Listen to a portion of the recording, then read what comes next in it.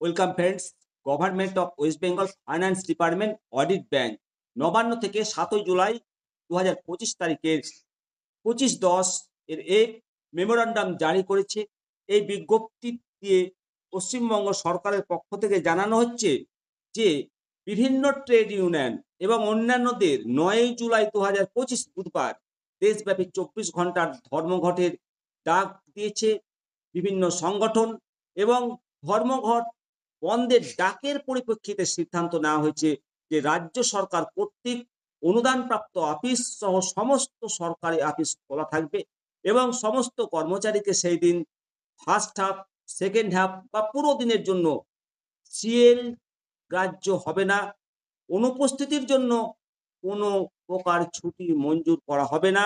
আরও জানানো হয়েছে ওই দিন অনুপস্থিতি হিসাবে একেবারে অ্যাবসেন্ট গ্রাহ্য হবে, অন্য কোনো কারণ গ্রাহ্য হবে না।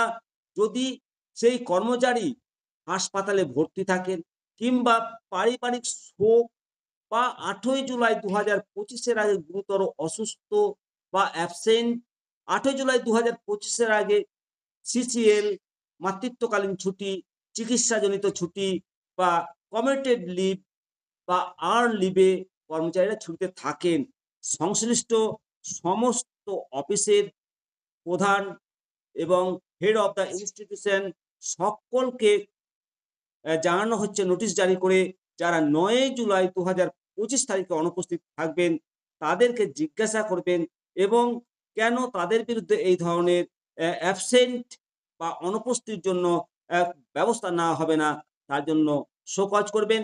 সন্তোষজনক উত্তর পাওয়ার পর উপরের উল্লিখিত কারণসমূহ মানে এই সমস্ত কারণসমূহ প্রমাণের জন্য প্রয়োজনীয় কাগজ যদি দাখিল করতে পারেন তাহলেই তার বেতন কাটা যাবে না।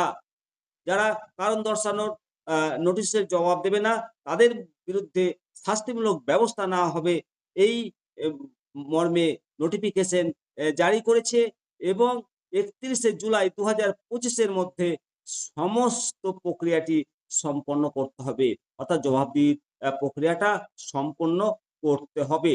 Additional secretary of the government of West Bengal এই মেমোরান্ডাম প্রকাশ করে সমস্ত কর্মচারীকে অবগত করেছেন।